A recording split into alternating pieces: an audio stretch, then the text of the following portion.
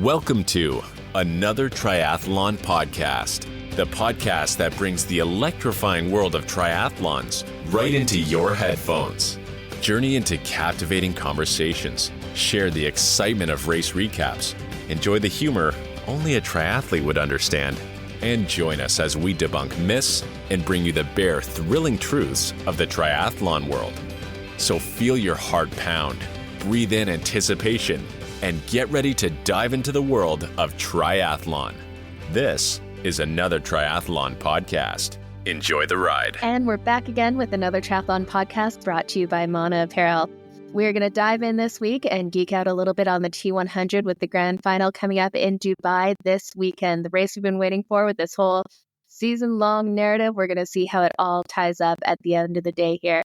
And then we're going to recap some of the racing that went on this weekend. And we've got a couple questions from you, the audience. So keep those coming in. Check out the Instagram at Another Triathlon Podcast. And you can always send us your thoughts, your questions, your theories. We want to hear it all and get a little bit more interactive here. But first, as always, we're going to jump in with the crew. I'm joined by Josh and Fede, as always, and see what's going on in their world. Let's get started with you, Josh. What are you up to these days? I've started training again and started training for triathlon again. So I had a pretty good week of swim, bike, and run. I think over 6,000 yards in the pool and 3 or 4 different bike sessions with an actual long bike. Yesterday, I actually did a swim, bike, and run. Yeah, I did a triathlon yesterday, so that was kind of cool on a Sunday. Knowing I didn't have much to do today with the holiday in the U.S. And yeah, it was just got a good build. I think I up to like 12 hours. So coming off the marathons and the downtime, it was nice to get a good volume weekend. And now this week, I think I'm looking at my training peaks and I'm seeing 16 hours of work. So building back up there with a potential to do a half marathon December 7th and try and go sub 130 in our goal towards the end of next year, having a sub 3 hour marathon. So those are kind of the goals. And then at the same time, obviously building towards potentially Oceanside again.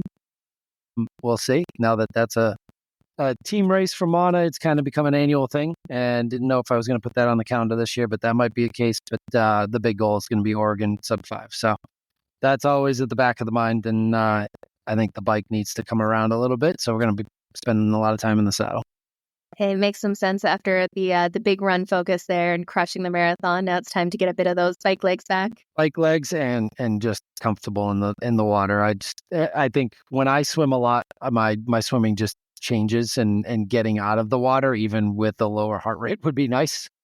Even if the time is not going to be 10, 15, 20 minutes faster, as long as you get out feeling like you didn't kill yourself, I can do that. If I'm swimming 3 or 4 times a week, that'll get me there. So I think that's kind of the goal right now. Awesome. Getting after it. Well, how about you, Fede? What have you been up to these days? Yeah, hey guys. So I'm training full swing now for 70.3 Worlds. And right now, well, I had a nasty bike workout the other day, which was 4 by minutes, a race pace. And that felt a bit more of, definitely felt a bit more like a threshold effort rather than race pace. But it was a hot day and I was on the trainer, no fans. So I'm justifying myself that it was hard because of all of those factors, not because it wasn't actually race pace, but no.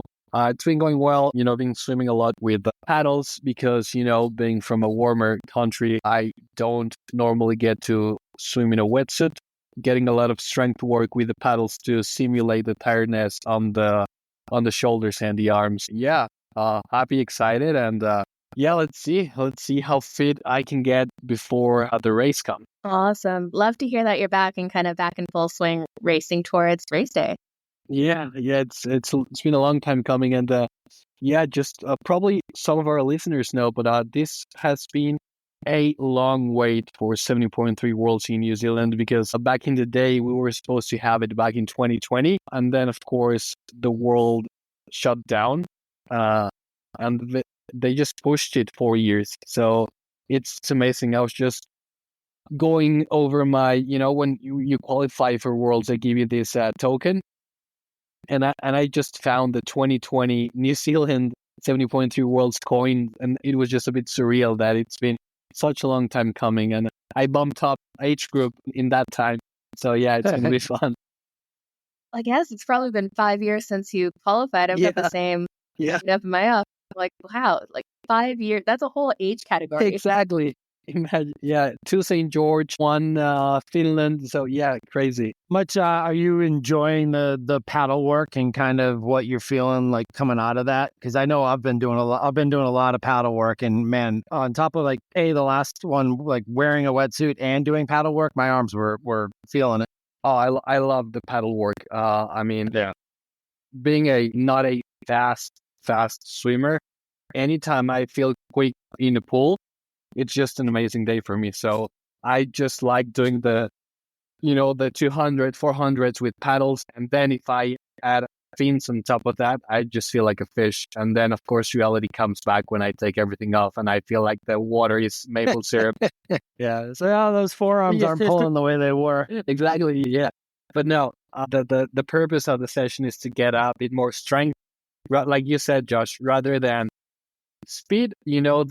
I just want to be efficient in the water and being able to get out of the water a bit more fresh, because the bike course is a bit undulating. So I just want to be fresh for those rolling hills. I feel like when you throw the paddles on too, it almost seems like the form gets a little better with the hip rotation and everything just kind of comes together. And it's like, if you can repeat that, obviously we know everything else that we do, the more you do something, practice it the way you're supposed to, it just becomes that muscle memory. So I've been using paddles a lot more, and I've really appreciated how it feels. Yeah, it's great because you have a little bit more proprioception because you have that feedback of the pressure of the water on a larger surface. Just kind of figure out how your body's moving, making sure you're engaging the right muscles as you go through. It definitely helps a lot. If I could do every single swim with paddles and pull buoy, I would. And I have definitely used that as a crutch in the past. Yeah, you and me both, Jenna. And now you're swimming. So how's that going?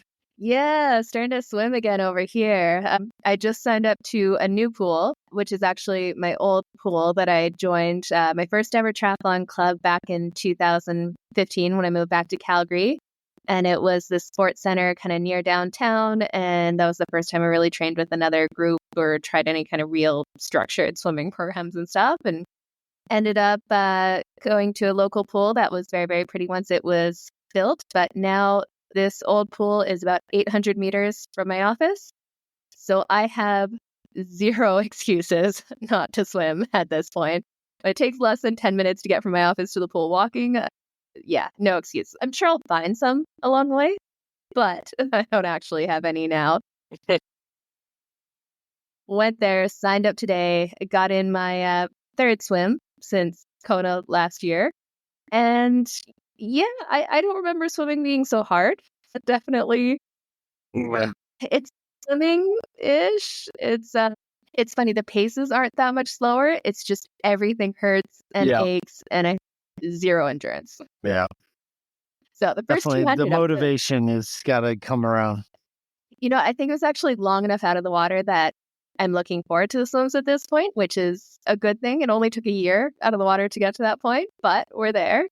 So just going to start building back. An 800 or 1800 meter swim today felt like running a marathon effort wise, but I keep telling myself it'll keep coming. We'll get back to it. So how busy is that pool, or like are there certain hours that you can swim and hours that you can't? See, this one's nice because it's a really big facility. So they've got kind of 2 massive pools that can be split into 4 25-meter pools. So there's basically any time of day you can find a lane, which is nice. If it were a case of like fighting for pool space, that would be much more of a struggle for sure. Yeah, pretty spoiled for pool locations down here. And then, had my first full week of Ironman type training again, which has been a long time coming. And it's just fun to be back in that groove and feeling good again.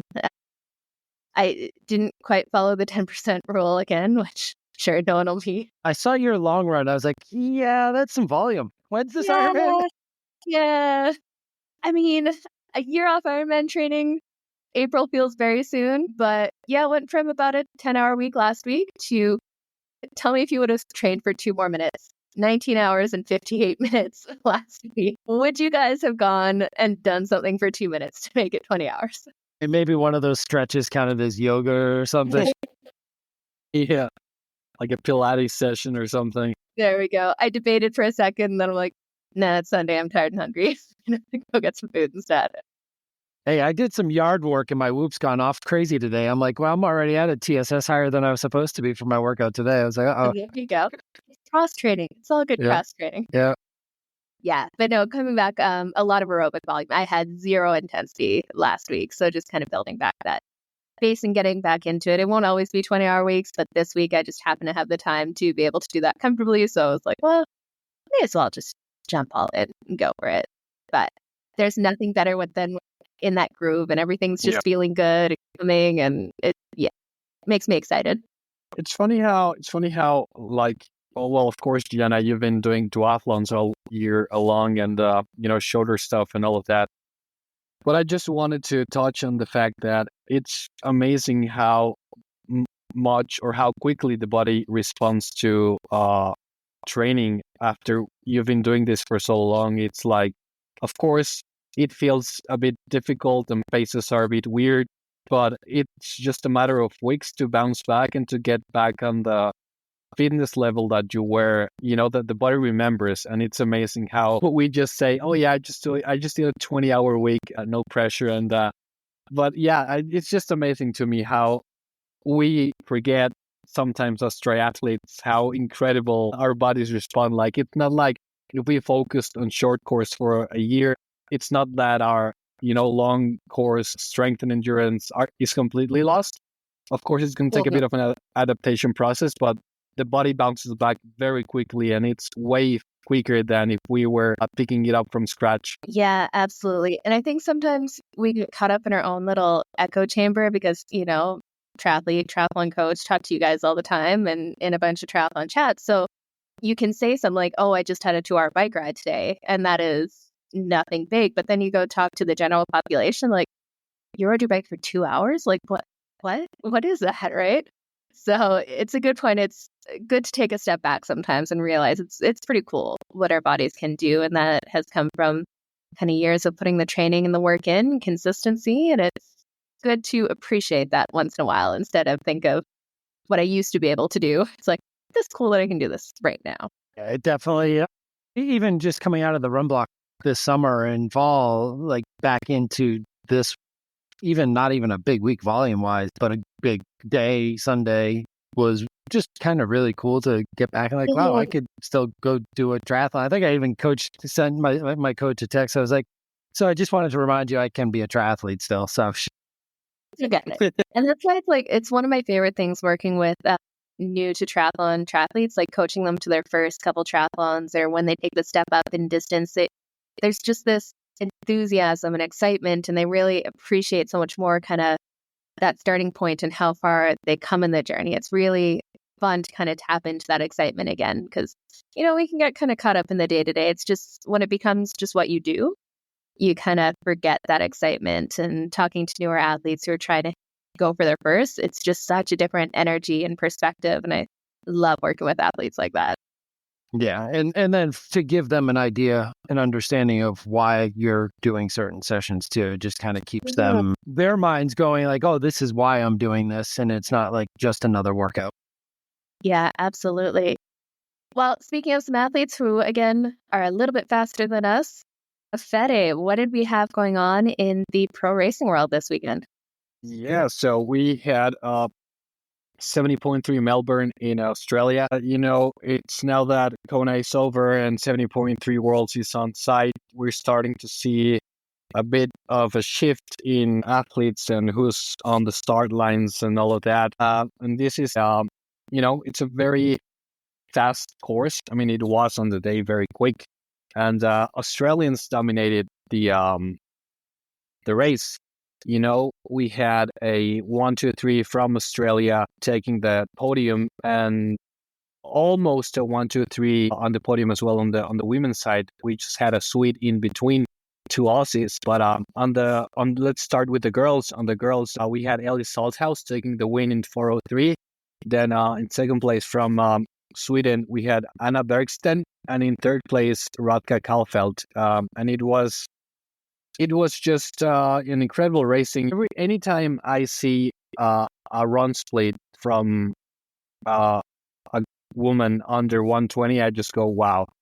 It's just incredible. And it was Ellie ran a 119, Anna ran a 120, and Radka, with a 123, and that's moving. And I mean, a 123 back in the day, we would have been like, oh, this girl won the race by like 10 miles. But it's just incredible how quick these girls are moving. On the guys and the boys side, we had Jared Osborne, Jake Bird-Whistle. He is making the switch from short course to middle distance racing. And on third place, we had Nick Free, finished in 3:35, then 3:37 for Jake, and 3:38 for Nick. So it was a neck and neck race. And 1:10 run from Jared, the winner, just incredible. All of the top three guys all rode under 2 hours, so it's just incredible. And all the girls rode under 2:15, so it's just amazing racing. And it was just incredible to see how athletes are putting up these amazing times left, center, and right. Of course, the course in Taupo is going to be a bit more slow with all the terrain, the hard chip seal on the roads, and a bit of undulating bike course. But it's just incredible to witness these performances. I thought it was pretty cool too, because Ellie Salthouse had openly talked about the fact that she was going after the bike course record, and then in the middle of the race realized she wasn't going to get it, and she's like, well, I guess we'll see if we can contend for the rest of the day. And then runs step for step for 18K they were together. I mean, it was a battle out there, which is really cool to see at this point of the season. And Ellie's had a long season too. I mean, she's been going at it for a while this year. And that's just, to have a big bike effort like that not go your way, but then to still be able to hold on and not have the run training. I think coming off of a hamstring tear or hamstring injury recently too, and still be able to hang in there and run the 19. It's like, good. So much for a hamstring tear. I guess maybe you should try that next season too. Yeah. She's the type of athlete that seems to be getting better and better race after race. There's those type of athletes who, I remember Cam Worth saying it, in cycling, you race into fitness, and Ellie seems to be taking that approach, throughout her career, where she picks a race and races hard and then uses that fitness to build towards the other race. So it seems to be working for her, and I think she's going to be one of the top contenders come 70. It's funny with her. She has won a lot of races. Like, she definitely has gone all in, specialized at that 70.3 distance, and just get it dialed in. But on the big races, we don't really see her come through on the day. So it's just, I wonder where that disconnect is. Is it really like the races that she's doing, or is it just those big races it's too late in the year? But coming off an injury, it looks like this is a really good tune-up. So hopefully she's on the way up and peaking for this one. It'd be great to see her up there. She always has great kits too. Like, she has some fun designs on her kits. Yeah, very bright, I would say. Yes, definitely. Well, fun to see some racing there. And now that one wasn't a part of the Pro Series for Ironman. That's right. No, that was not. Our last Pro Series race is December 1st in Australia. So that'll be the next chance for people to get some points going in. Well, speaking of the Pro Series, that's going to jump me into my What the F of the week. And we called it on the last episode. We were talking about it there. The What the F is Patrick Lange is calling it a season and just leaving it to luck to see what happens in the Pro Series. So at the moment, he's at the top of the rankings, but he has a couple guys behind him that very easily could get a couple points on the board, both in Australia, but then at the 70.3 World Championships as well. The What the F is, that's a lot of money to give away for. He could probably just turn up to the 70.3 in Australia, cruise around, and his $200,000 bonus. To give you guys an idea of what the difference in payday is, showing up to this or not, if he gets first place in the rankings, he'll get $200,000. Second drops down to $130,000. Third is $85,000. Fourth is $70,000. So we're talking potentially like $130,000 difference to go not roll around a 70.3 course. What do you guys think about decision to call it a day and just see what happens? I mean, more than most people make in a year, and one just for showing up at one more race. 3.5 hours. Yeah. Hey, I mean, the man's not motivated by money, so kudos to him. I think he got what he wanted, which is winning Kona one more time, and I think he takes that over any amount of money. So yeah, I respect it. It's refreshing to see an athlete not chasing the big bucks, which in this day and age, a lot of athletes do. They just go with the highest bidder. So yeah, he's in a position of privilege where he can choose. So yeah, I respect it, and good for him. And maybe he just knows in the back of his head that maybe the money will be better going to another athlete who maybe not be as well established as he is right now.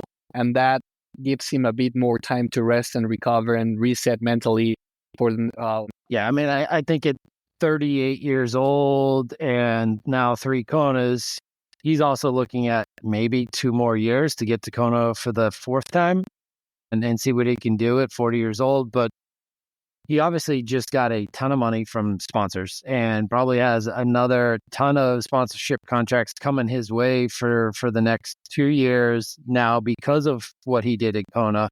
And like Fatty said, to reset at this point, and what he's saying is to go to every ball and party and everything else that he can do, and probably he's getting some speaking appearance fees and things like that.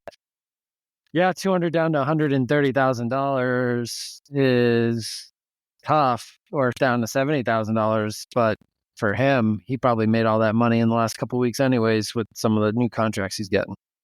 Yeah, and it looks like he's having some fun taking advantage of all those events to celebrate afterwards, and definitely some well-earned downtime because it sounds like he went kind of all in on Kona this season, and it paid off for sure.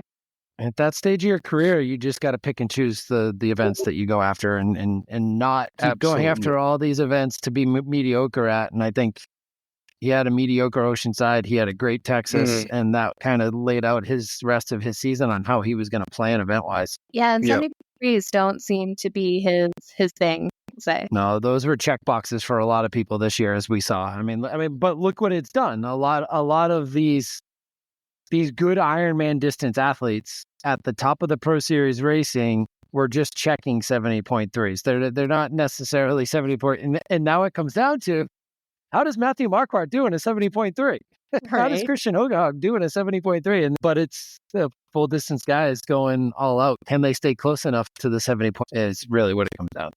And go for it. Yeah, this has been such a crazy season between the T100, the Olympics, the 70.3s, Ironman series. And we also just had the Challenge series wrapped up as well. And kind of the interesting part there is you don't really see anything about it, and definitely wasn't big names who won the series, but they put in the time, strategically went after it. And that's what counts, just having that consistency and that brand loyalty. So kudos to those who won the Challenge series there. But yeah, Ironman, it's going to be kind of wait and see. It feels like it's such a long season now. Like I'm kind of, after T100, it's going to be a bit to get amped up again for 70.3 Worlds in December. And it's been a lot of racing. It's been so fun to watch as a fan, but it's starting to feel like the energy is kind of winding down. And anyone doing 70.3 Taupo is going to have, a couple weeks of downtime before they're right back into Oceanside or Texas. Right? Yeah. And some of them even events before that. Well, then if you look at the WTCS series too, like that kicks off early season as well. It's going to be a matter of a couple months, 2.5, 3 months before they jump into WTCS again. So it is going to be crazy. Anyways, let's keep going to a bunch of stuff with the WTCS, but let's jump into our social media post of the week. Josh, what do you got here? Yeah, so our social media post of the week kind of goes into T100 Dubai, which is coming up this week. We are losing one of our all-time great athletes who just announced his retirement, David McNamee. So whenever we see a post like that, and he put up one today, I believe, I'm just announcing his retirement, maybe today or yesterday. So go check out David McNamee's page, and it's always nice to have our listeners go and give some extra kudos to an athlete who's been around in the sport for 20 years now or so. So just kind of go give him a shout and a like and comment, and then just kind of check out his page and kind of appreciate the career that he's had. Yeah. I love David McNamee. He's one of those athletes who has been around the sport for quite a long time, coming, racing short course and he's always been a class act, very respectful. He always has time to say hi to the fans or to share a quick word. He's very open with his training. I had a chance to talking to him, and I was going to say swim with him, but I'm not going to say that. I shared the same space that he was in while we were in the pool back in St. George. And yeah, he is just an amazing character and very funny, very open.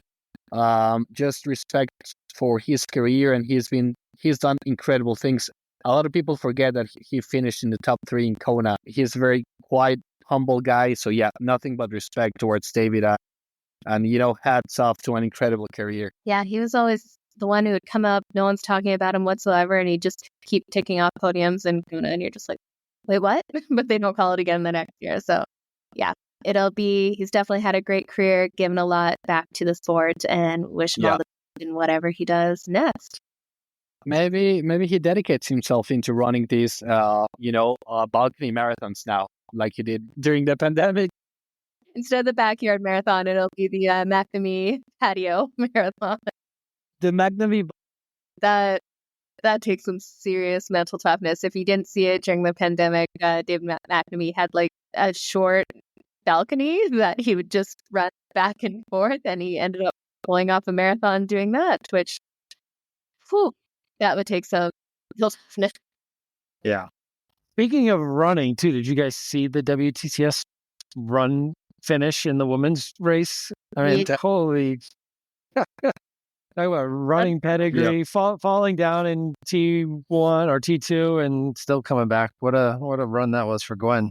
Yeah, Gwen Jordan, incredible. Took the win there. Run came down to a battle to the very, very end, and they missed on the cameras where she actually went down. It's just all of a sudden she's on the ground, and then you're like, wait, what happened? But she ran her way through the finish there. Do you think she's gonna make a run for? Yeah, because she's still racing at this time distance of year, so she must still be points for the rankings. That can't see why she would be doing that if she's not, I guess. Yeah, I mean, I don't know if somebody can do it, it's Gwen. But yeah, I think she's number 1 in points for the Americans females right now too. Yeah, and be curious to see, because you got Taylor Spivey moving on. I don't know if any of the other American women are moving on there. Obviously, Taylor Knibb's going to be around and crushing everyone, but and Tavares is done. Yeah, she'll still be doing probably T100 and long course at the same time too. So she may not chase points as much. And yeah, be curious to see what Gwen could do, because she's definitely on the comeback trail here. Yeah, I mean, if she does come back and performs well at the LA Games, it would be a massive FU to the USAT Federation. But yeah, and if somebody can do it, it's Gwen, and she seems to be one of those athletes who thrives on doubt me. Okay, I'm going to prove you wrong. Mm-hmm. No, and it also proves to you how important running is at that distance. 100%. The draft legal, it definitely puts a lot more emphasis on the run. So hopefully she gets some starts in the WTCS series next year. You can't see her not if she's top American at the moment and being top ranked in the world. So I'll be curious to see how she goes. I think that raised you up when you're in that top level of competition. She can really mark herself against where she is. And there's a mass exodus of short course athletes after this year. We're going to see a bunch of top names moving on to long distance, which open up some gaps, and we'll either see some of the old guard coming through again to the top, or a new wave of athletes that we've never heard of before getting their shot to really showcase themselves on the WTCS series. Yeah, definitely. Love it. Well, let's jump into the main thing we're looking forward to this weekend is the T100 in Dubai. So this is going to be the grand final for the races. There was supposed to be one more. Rumors are in, I think, Oman, but turned out that didn't quite come through, so they are going to be racing in Dubai with a little bit of an interesting take on the points. So a few of the athletes will have less races going into it because they raced in the Olympics and there wasn't a chance for them to get in a third race before the grand final. So they're going to have a combination of two of their races for an average points for their third race in there. The rest of the athletes have been racing all season long, and they're chasing down the final points at the grand final to see who will top the T100 rankings. So before we jump to the predictions, I'm going to tell you guys a little bit about what's to play for here. So we're talking about prize money with Ironman series. For T100, we're going to have the final rankings figured out after this weekend's race. For first place on the men's and women's side, both equally, they have $210,000 for the win. So they had to go 10,000 above Ironman just to have the bigger number in there. 140,000 for second place, 90,000 for third, 60,000 for fifth, 55,000 for sixth, 50,000 for seven, and then it goes down in $5,000 increments until you get to 10th, and then that gets smaller and smaller as you go down. So definitely a lot of money to play for, not only for the win in the race, but for the overall series rankings too. So going into it, before we run down who is going to be on the start line here, did you guys have any thoughts about Dubai and the course? So far, I'm hearing it's looking a little bit more challenging with some rolling hills and a bit of technicality. Have you guys heard much about the course going in? Not really much about the course as much as just the heat prep and all of that. I mean, I think a lot of them heat prepped for Vegas. Nothing really needed to be done for that based on the weather that they had on race day.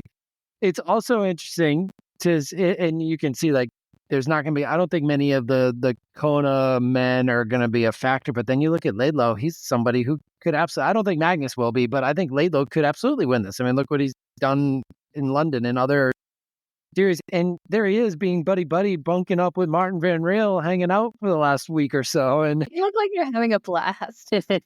So I mean, the vibe going into it is really cool too. You've got literally the two of the best men in the field hanging out, chilling with each other, which you just don't see in other sports, and that's the coolest part about triathlon, and we talk about it a lot. But this is their big race, championship for this series, and here these guys are hanging out. Martin apparently not training enough, and Sam giving Martin all the shit he could. A full reel on why it sucks being roommates with Martin. It was really, yeah, but I think who can we've seen it all along at this distance too. Who can handle the conditions has been one of the biggest factors. Obviously, San Francisco was kind of that outlier in terms of bike course. And technicality and who could handle that. And Martin certainly could there, and his climbing ability and technical ability just from riding so much in Europe and in the mountains came through, and then his run. This one, I just think is going to be a little bit more open. So it'll be interesting to see how the heat factors into it and who's ready for it, especially this time of year where, God, everyone in Colorado is now getting snow and like, it's the temperature's changing for sure. Yeah, definitely it's going to be interesting. And I think a lot of people are just looking at the course and say, oh yeah, it's going to be flat and boring and a couple of rolling hills here and there. But if the wind picks up in Dubai, we're going to have a race. And I just have my fingers crossed for that, because if it does, the strong cyclists are going to just break up the race. Very, very fun. Absolutely, especially with the 20-meter draft zone and race ranger and penalties actually being assigned these days. Yeah. That'll make for a happy yawn if we get a few penalties going in there. Just Jenna, not Alistair this time. Can he get a race without a penalty? Flat penalty. I mean, come on, Alistair. Let's get a clean race. Yeah, just get to the finish line. Just finish line without any drama, and he could be on the podium for sure. But yeah, that's been a big ask lately. Man. Well, let's take a look. We'll start off with the men's this time at who's actually going to be out there racing. And at this moment, we actually have 22 on the start list there. So a few wild cards who had standout results were able to start this race too. And then everyone who was contracted for this year was supposed to be on this start line.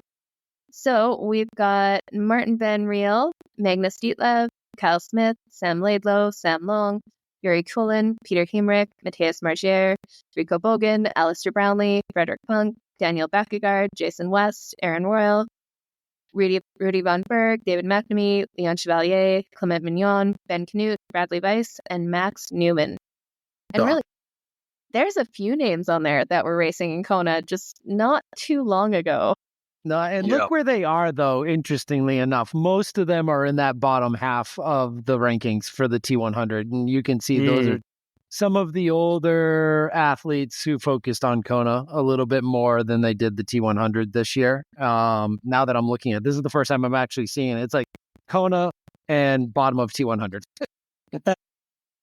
Well, still got the Magnus Dietlev. But you got Magnus. That's a different beast. We all know that.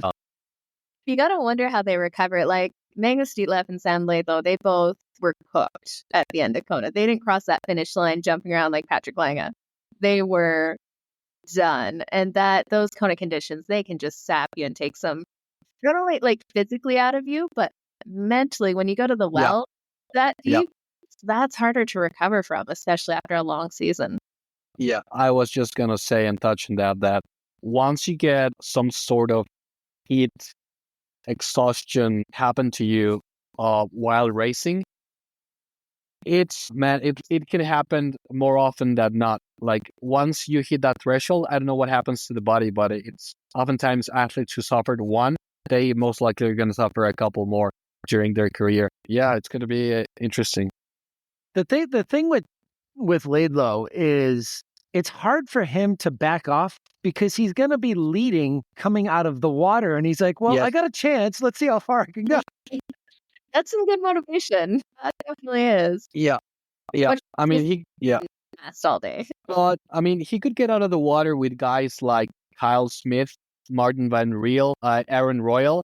And all those guys are very good cyclists. So we might be talking into maybe a breakaway group that gets away from the get-go. That'd be good to see. So what do we think, Sam Long? Is he going to play a factor in this at all? Is he going to have another 6-minute swim, or will he be able to hold it to something like 3-4 minutes and make his way back through strongest legs, fastest bike run setup? Vegas was scary.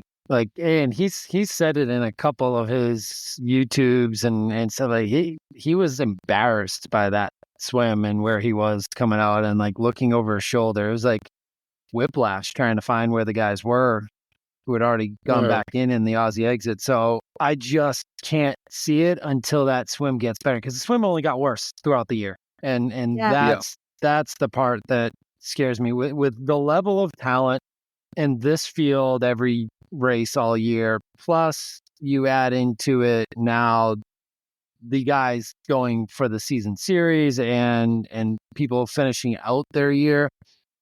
You're going to get some top-notch racing. And you've got somebody like Kyle Smith who's been rested, injury. You've got Martin who's focused on this race. And for those guys like Sam to come back from a bad swim like that, or even if it's a good swim for him, who knows? I can't see it right now. I'd love to say it. We loved to say it early in the year. We didn't care. Like, he could have a bad swim. He's still going to come from behind. We saw it in Miami. We saw it in Singapore. I just don't see it this time. I think the problem is he was so fit and ready early season where everyone else kind of raced their way to fitness throughout the season and kind of built out. He absolutely came out with a bang, which was fun to see, and he was absolutely crushing it in there. But I think it's a case of everyone has kept building and he just hasn't been able to. He's kind of thrown in a couple different things, races and Ironmans and stuff. And I think we saw that peak early where everyone else is starting to hit it now. I think the best thing that could happen to Sam is if the water is warm enough so that the fast swimmers take it a bit too hard and they start to overheat on the bike, and then he can make up some ground on the bike. I think that's the best option for Sam if he wants to be a factor, if it's a warm swim. And then we also have a friend of the show here, Frederick Funk. He just got married this weekend. Yeah. How do you feel about racing T100 a week after your wedding there? How focused do you think he'll be going into this? I think he's going to have a great race. I think he's going to be on the newlywed vibes and just crushing it and being happy and buzzing about love is in the air and all of that. So congratulations to Fred. And I think he's going to have an amazing race. And he's also one of the guys that can be on that lead bike pack. So, and he's if he's a strong cyclist, so if he manages to stay within himself and just not take a lot of ego pulls up front, he could actually have an incredible race. Yeah, absolutely. Hopefully they're taking the honeymoon after this race instead of beforehand. Yes. We got Martin van Riel here. He had his first ever loss at long distance or middle distance in there. What do we think? Is he going to bounce back and take the win on this one? He's definitely been head and shoulders above the rest when he's on, and his next close competitor there, Jelle Geens, wasn't able to get a start to this race. So will he be back at the top?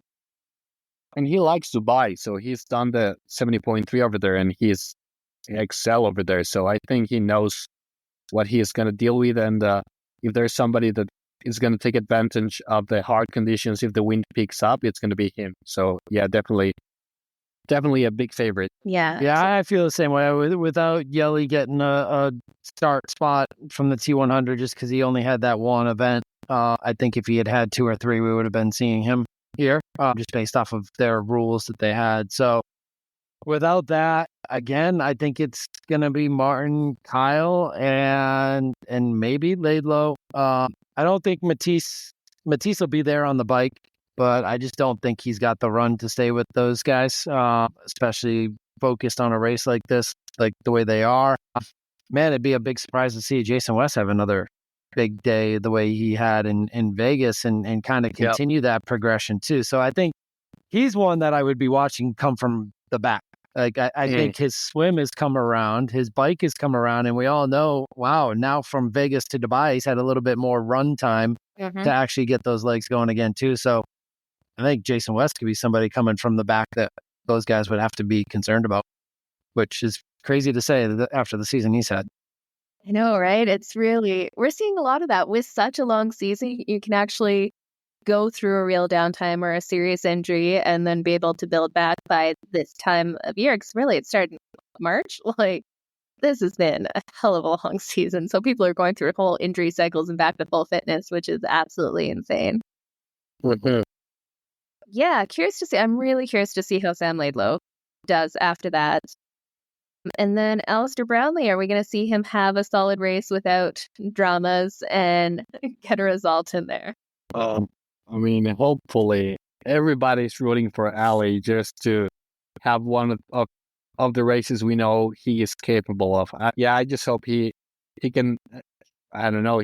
The thing about Ali is what Josh said. He just does not know how to race, not at 100%. So, And I think with that said, too, Fede, that it cooks him on the bike more than he's used to being cooked coming off the bike. Like he's trying to stay with these young kids who have CDAs like that don't exist, and that's why he's put his head down and keeps getting drafting penalties because he doesn't know he's drafted. Yeah, well, he's got a Ghibli aero sensor now, so we're gonna get that sorted out and make him as slippery as some of those top guys. So now he should know the difference between the red light, the blue light, and the green light and orange or whatever.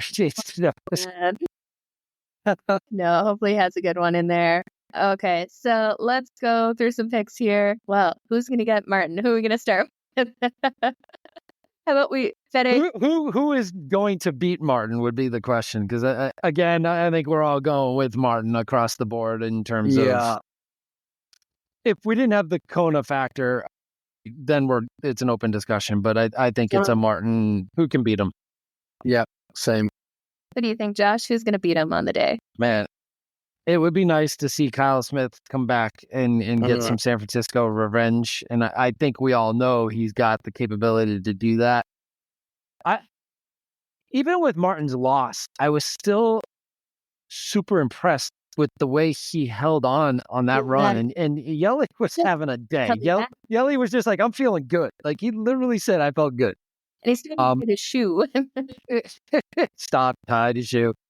I just think Martin is at a different level that we all saw. And it would be nice to see Kyle run up there with him. So if there's anyone that can do it in this field, I think it is Kyle just because of the Kona factor. And then Jason West, I think, is going to be a factor if those guys falter at all. And maybe the front of the pack pushes themselves too much in a race like this. I mean, look what happened at Kona. Some heat. Yeah. Right? Yeah. Totally. And somebody like Jason, I think, is working hard on his bike, but he's not going to be in that front pack. And you might have that 20-meter pack play in on the chase group that isn't really trying to chase down the leaders. But with that's the other factor with the T100 too, is the way these courses are set up. They see each other, so it's not like in Kona where you see them once at the turnaround and that's it. Yeah. This is you're going to know where you stand, so that could factor into it as well, where people start to push when they're like, oh, I didn't realize I was that close. So there's a lot of factors that go into how much they push on the bike for sure.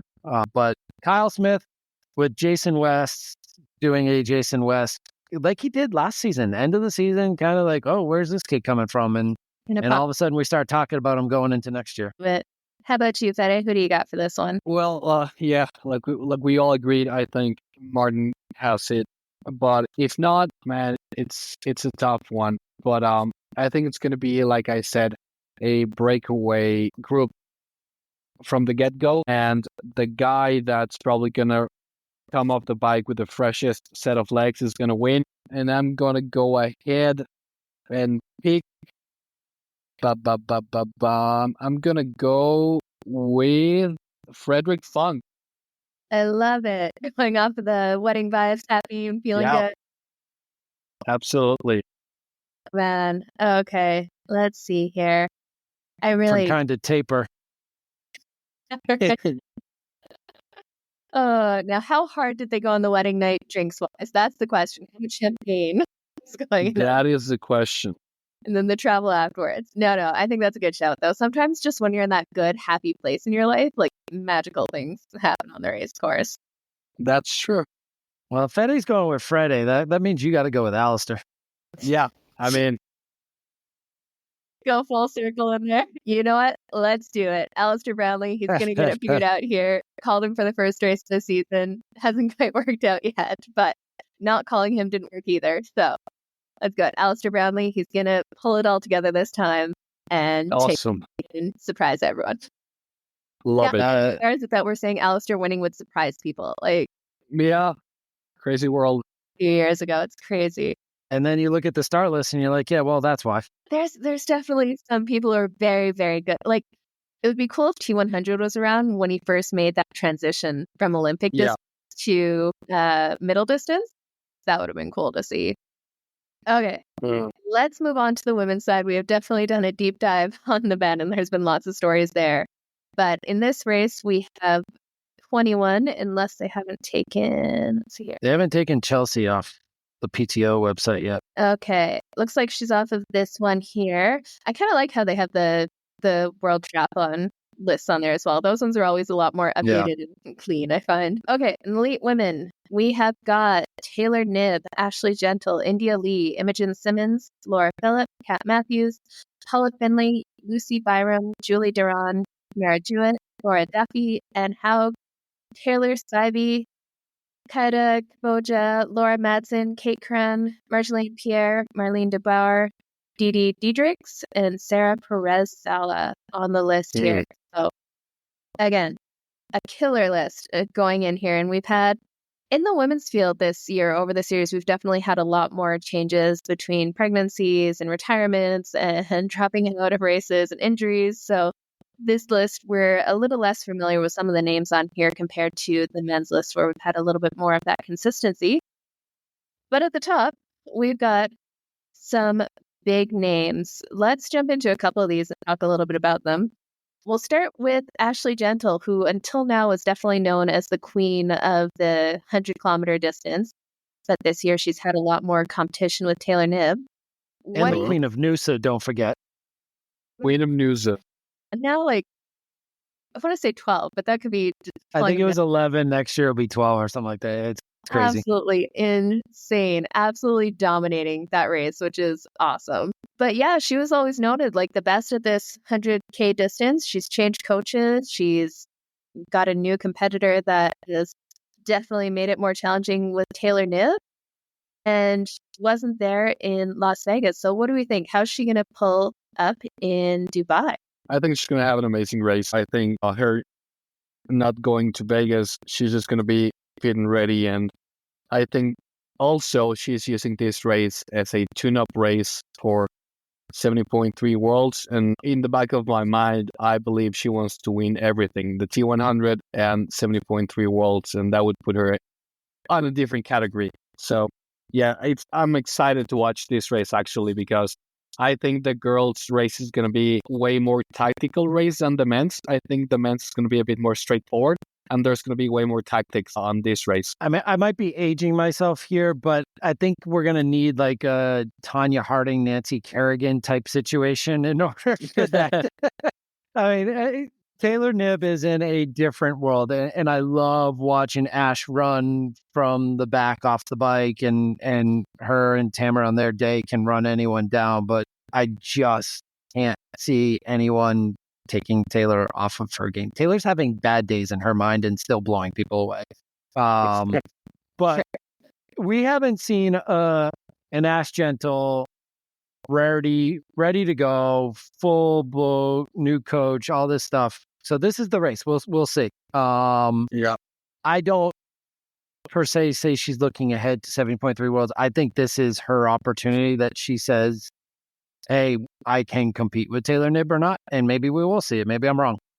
Maybe we don't need that tire iron. Yeah, and I'm curious because she definitely has recognized that Taylor, where she gets her is on the bike, and she's changed to a coach that is a lot more cycling focused. Now, I don't know if there's enough time for the adaptations to really make a massive difference between making that coaching switch and racing. I think that's something that makes the racing very interesting in the future if she becomes an absolute beast on the bike and holds on to some of that run and only loses a couple percentage points there. Then this gets very, very interesting. I just don't know if there's been enough time to close that gap to Taylor. But you know what? You never know. People have bad days. People have incredible days. So far, I don't think we've seen Ashleigh have a great day when she's racing Taylor Knibb, whether that's mental or physical or conditions, whatever it is in there. I would just love to see a real battle between the two of them where the gap is something reasonable to Taylor Knibb off the bike, and we see Ashleigh running down in the way she does because she's very good at staying kind of mentally strong and just chasing down with some killer run splits. And it'd be fun to see it get close and just start to see that ticking down that distance as they get close to the finish for basically supremacy at the T100s. This is, I mean, when you look at the top 10, any one of them could show up and win this for the most part. Like if Taylor Knibb has a bad day or has a mechanical, every one of those top 10, I don't think Paula Findlay can show up and win. I think she's just always competing for the podium. But for the win, Lucy Charles is 10th in the standings right now. Like, is Lucy Charles going to show up healthy enough? Julie Deron, I mean, come on, she's coming from way back and she's already 9th on the list, and she can run anyone down. And if she has a day, I just think that just shows you what PTO has put together with the T100 series. That right there, you look at number 10, Lucy Charles, and number 9, Julie Deron. Like, look out if they're having a day. Well, and I don't think Lucy Charles will actually be racing. And Lucy's not yet. Yeah, she won't be there. But how good. That's what I want to see. I want to have a day where Lucy Charles, Taylor Knibb, and Ashleigh Gentle are all at their best and chasing it down.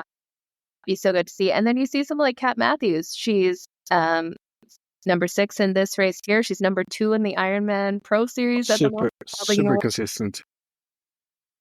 This is absolutely... You want to talk about an end of season paycheck? Yeah.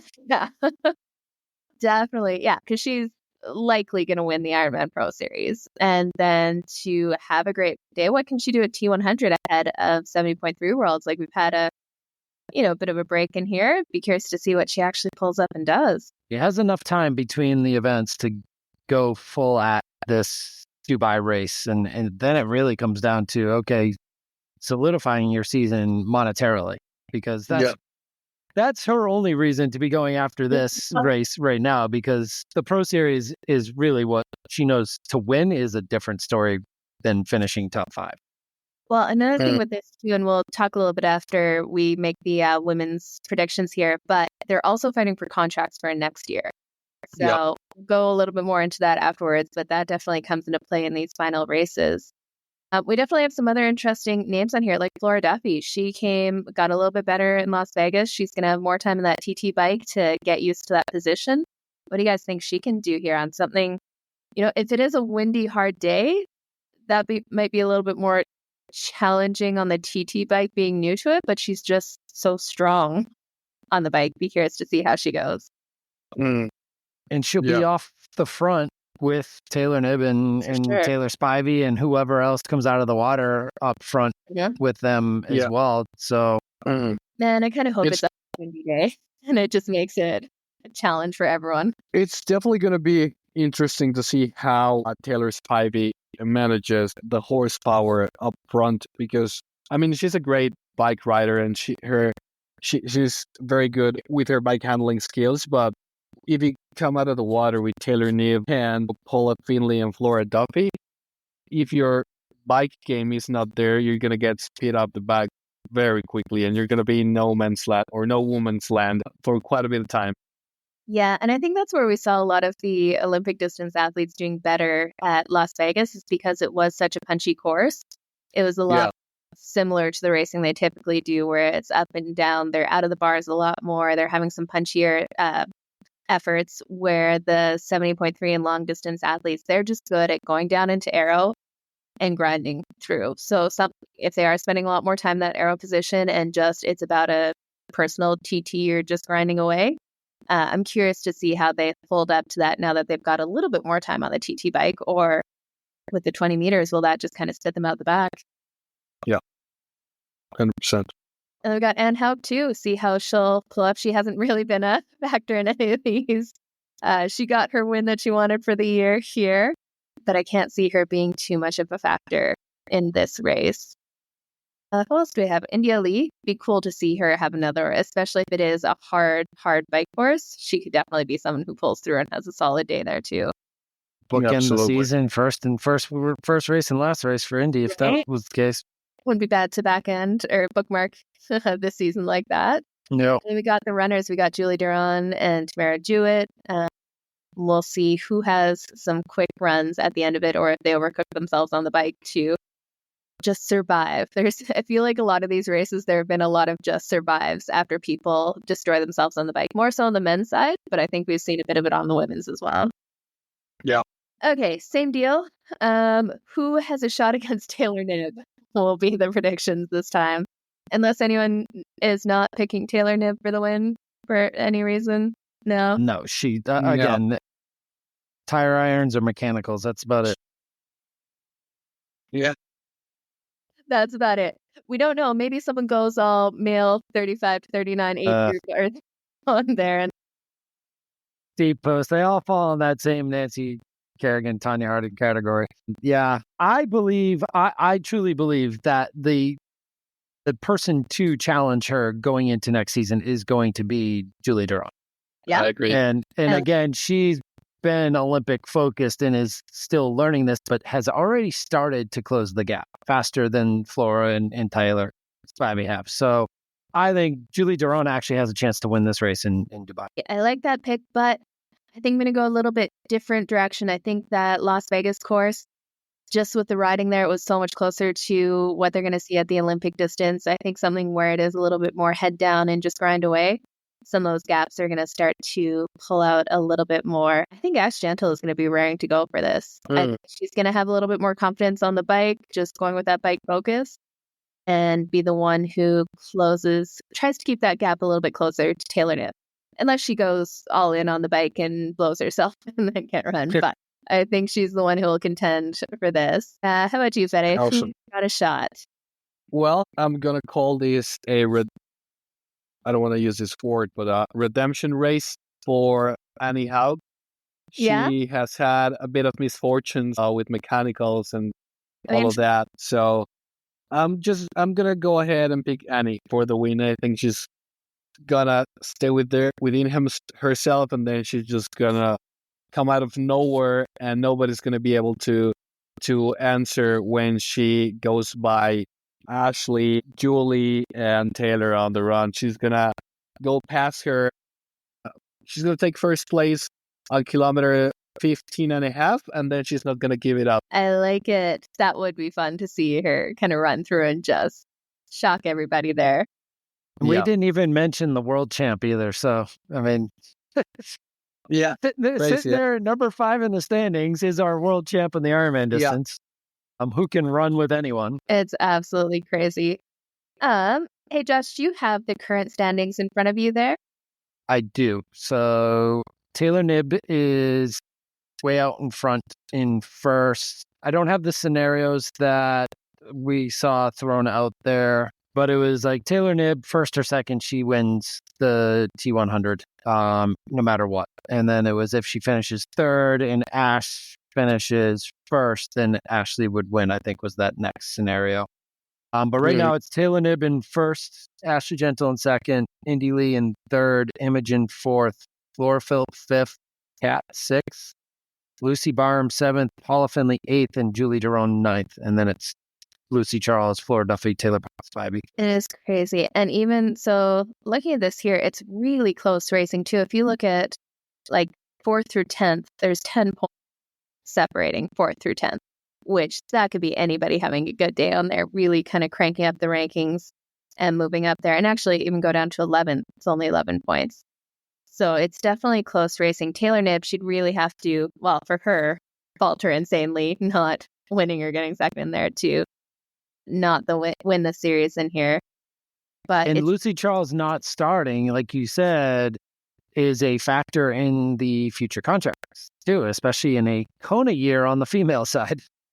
So basically, she's not going to make the automatic cutoff for a contract next year. She's only had 2 races in there, and there's a number of athletes behind her with only 2 races, like Taylor Spivey. I think that who else in here? Tamara Jewett's coming back around. Mm-hmm. She'll be there anyhow. Could jump her. Yeah.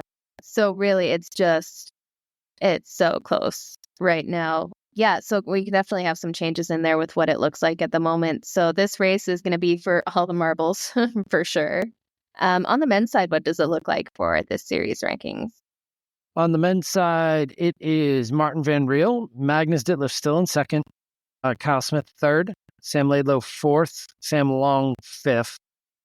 So even as bad as the last few races have been, Sam's still right there in fifth place. Yuri Kulin sixth, Peter Heinrich seventh, Matisse ninth. I do not have eighth, is not here on the start list. Rico Bogan 10th, Alistair 11th, Fred Funk 12th, Beckegaard 13th, Jason West 14th, Aaron Royal 15th, and then all our Kona guys after that.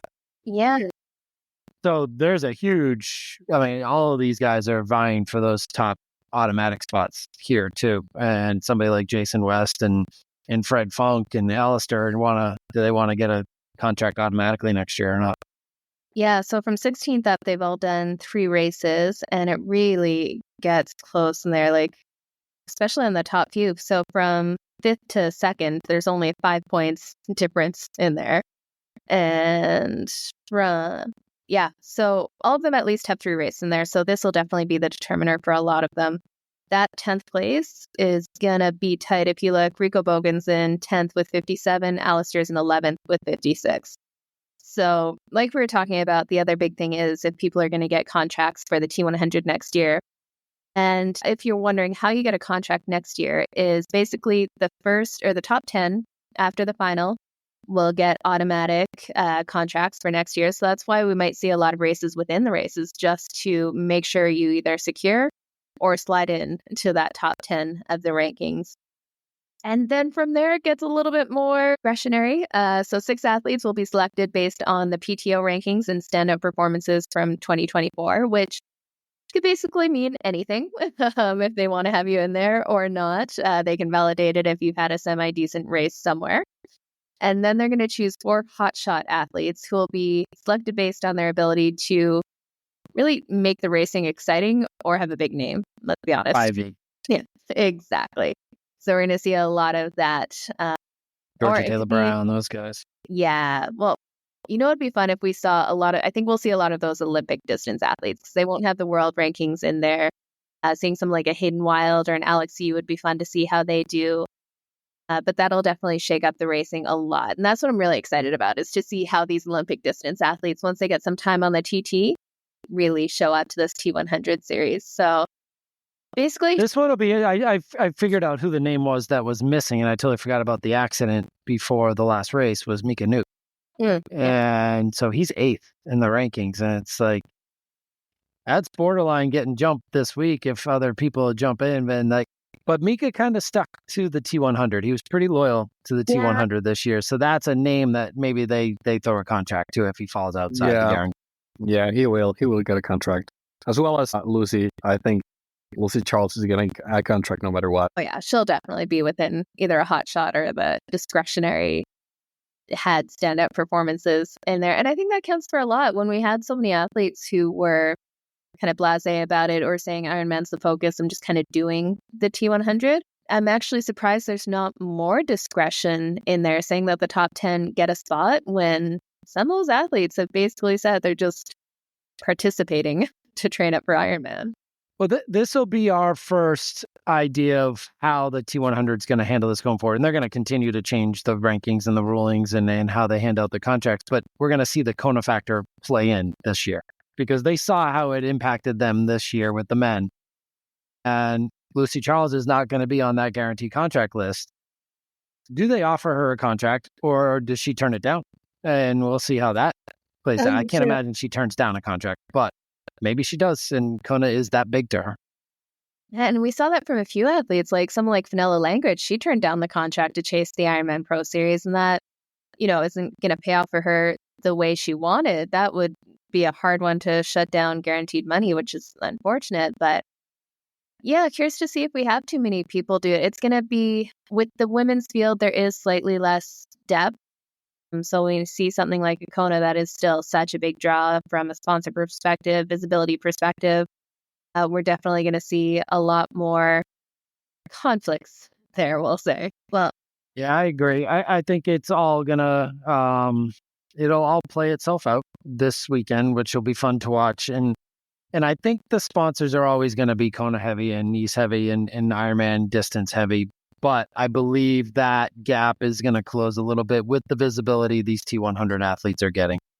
Well, and especially the T100, what they do well is, like you said, the visibility around the athletes, the storytelling around the athletes. Running into race week, there's a ton of content going out on social media, insight from them. And I think that really makes a difference. So once sponsors kind of have some confidence that they'll be sticking around, that makes a big difference. And I think we might start to see more of that. There's some rumors there, but hopefully it sticks around. It's good for Ironman to have some competition. It's good to, separate out the racing a little bit. We're going to see people specialize more and more, but it almost creates this pathway from Olympic distance up to Ironman and giving people options and tiering the races kind of naturally so that, you have some other 70.3s that maybe the top athletes aren't doing because it's not part of one of these series, and giving some up and coming athletes a chance to earn some prize money and bonus money. Yeah, absolutely. I agree. Well, I think that's it for tonight here. Like I said, we had a couple questions from the audience, but I think we'll save that for when we have less to geek out on with the racing.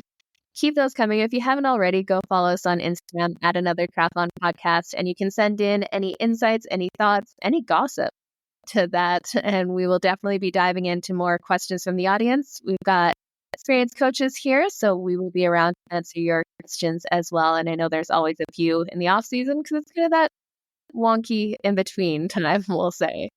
But until then, we will see you next week. Go watch the T100 series race so you can follow along when we recap it all next time. Have a great night, guys. Thank you. See you guys.